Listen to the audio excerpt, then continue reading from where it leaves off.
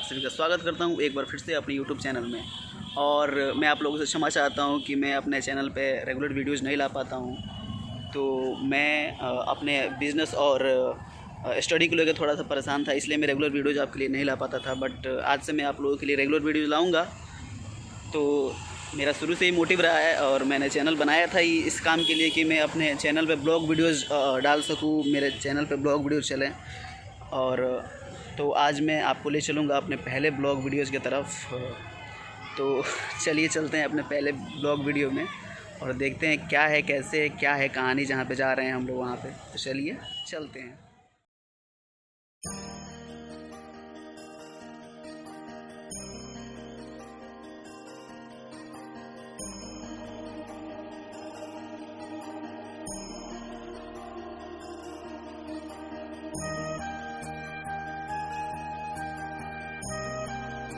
तो अभी हम प्रसाद ले लिए हैं और अब जाएंगे हम लोग मंदिर में, प्रवेश करेंगे लोग।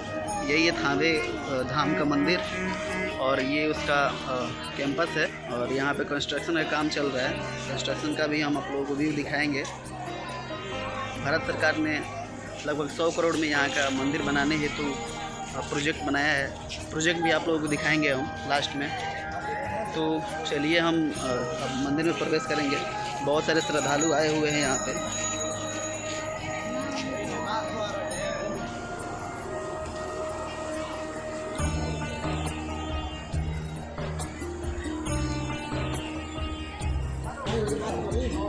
ये थावे धाम मंदिर आज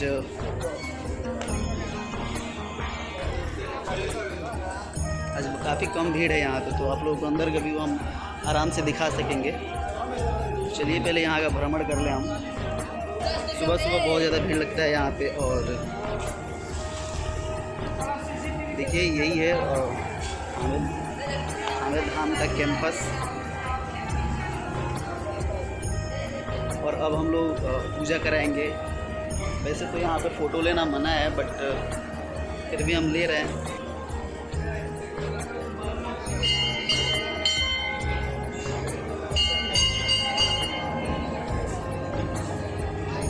चलिए अब हम लोग पूजा करेंगे थोड़ा।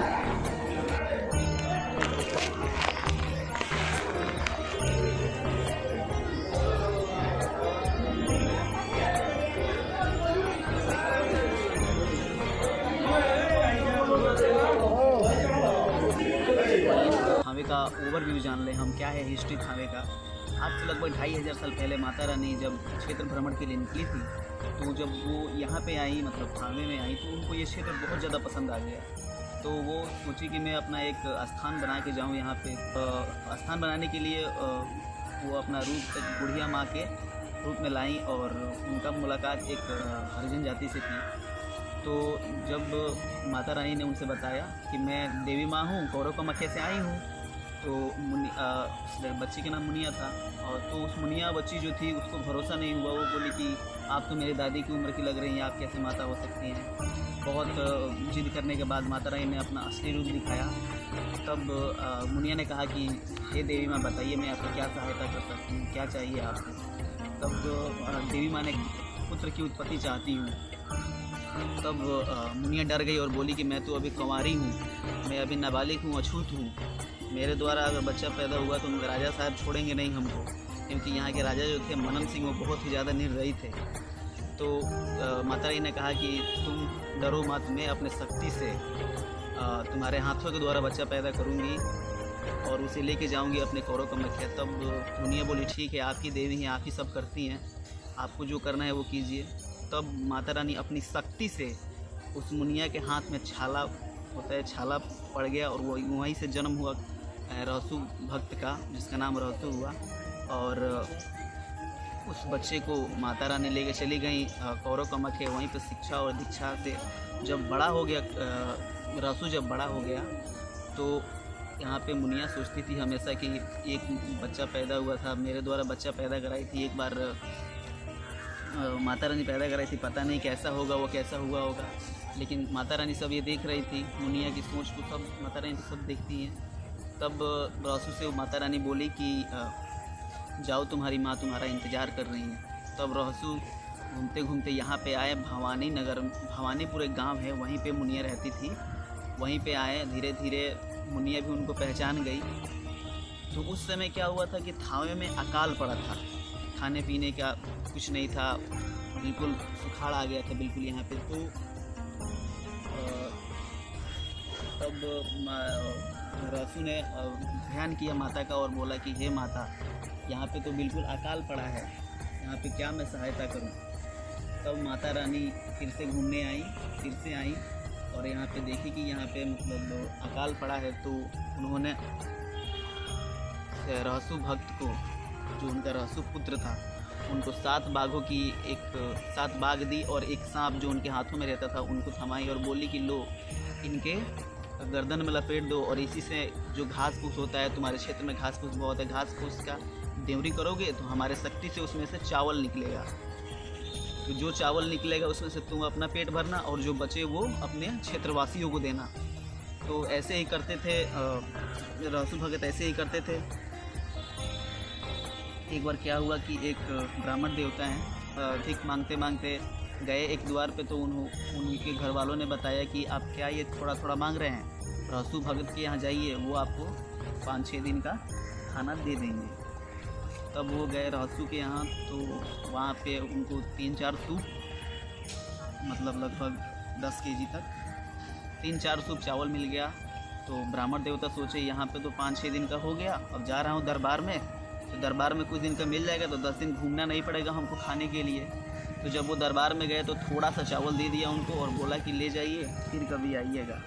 तो वहाँ पे जो भिक्षुक देवता थे, मतलब ब्राह्मण देवता थे, वो राजा साहब का आह्वान किए कि आपसे अच्छे तो रहसू भक्त हैं, आपसे ज़्यादा देखिए चावल दिए हैं। तब राजा साहब थोड़ा मतलब घबरा गए और उन्होंने अपने गुप्तचर को कहा कि जाके देखो कौन है ये रहसू जो इतना चावल ये कहाँ से ला रहा है। और वो चावल ऐसा था जो उनके महल में कभी नहीं बना हुआ था, इतना अनोखा चावल था वो। तो उनका गुप्तचर आया और देखा सच में ऐसा हो रहा है, बाघों से देवरी हो रहा है। तो राजा साहब खुद आके देखे, लेकिन राजा साहब को भरोसा नहीं हुआ कि ऐसा हो सकता है। राजा साहब ने रहसू को जादूगर बताया, बहुत बातें कही, ढोंगी बताया, बहुत सारी बातें कही, लेकिन जब रहसू ने बताया कि ये सब माता रानी की कृपा है, तो राजा साहब को भरोसा नहीं हुआ कि ऐसा हो सकता है सच में, क्योंकि राजा साहब जो थे वो खुद माता रानी का बहुत बड़े भक्त थे। जब उनके इतने भक्ति पे राजा साहब के महल में चावल नहीं हो पा रहा था, तो एक मतलब उनका सोच ये था कि मैं इतना बड़ा भक्त हूँ तो मेरे राज में ऐसा नहीं हो रहा है, तो एक छोटे से भक्त कैसे कुछ भी कर सकता है। तो सब कोई जानता है कि जो सच्चे दिल से भक्ति करता है उनके साथ ही उनका ही भगवान साथ देते हैं। तो यहाँ के जो राजा थे वो बहुत ही क्रूर राजा थे, बहुत ही प्रतापी राजा थे, अपने जनता से प्यार नहीं करते थे, बिल्कुल दिल के साफ नहीं थे। तो क्या हुआ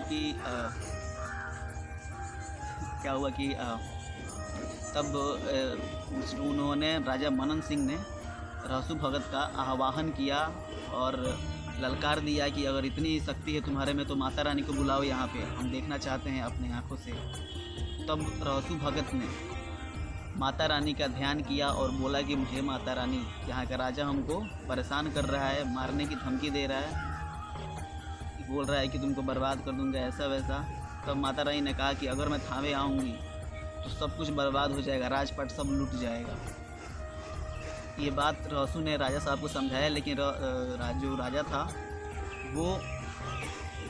राजा था वो मानने वाला नहीं था। उसको बस देखना था कि इस भक्त में कितना दम है। वो बार बार उसको ढोंगी बोलता था, ये सब बोलता था। तो जब वो बहुत ज़्यादा समझाया राजा साहब को, लेकिन जब वो नहीं समझे तब रहसू ने कहा कि हे माता रानी अब आ जाइए, अब ये नहीं मानने वाला है।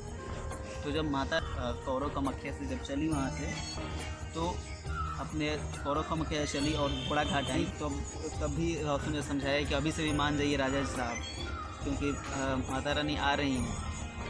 तो जब वो घोड़ा घाट से चली तो बिल्कुल आंधी तूफान, बिल्कुल पूरा शहर में पूरा आंधी तूफान जैसा माहौल हो गया। फिर भी रहसू ने समझाया उनको कि अभी से भी टाइम है, अभी से भी समय है, समझ जाइए राजा साहब, पूरा आपका राजपाट बर्बाद हो जाएगा। लेकिन राजा साहब ने बोला कि ये तो प्राकृतिक आपदा है, ये तो आता रहता है। तो वहीं से फिर जब रहसू ने अपने माता का ध्यान किया और बुलाया, तब जब माता रानी आई और रहसू का सर फाड़ कर अपना हाथों का कंगन दिखाई, तब और जैसे ही राजा ने देखा इस बात को, तब तक पूरा राजपाट बर्बाद हो चुका था और राजा की भी मृत्यु हो गई और पूरा राजपाट बर्बाद हो गया। तो यही कहानी है यहाँ का। और ये सब जो भी आप देख रहे हैं पीछे जंगल देख रहे हैं, ये सब एक समय में राजपाट था। इसी राजपाट पे ये सब राजपाट था, ये सब ध्वस्त हो गया। इसी पे पेड़ पौधे उग गए और जंगल बन गया बिल्कुल। ये सब एक समय में राजपाट था।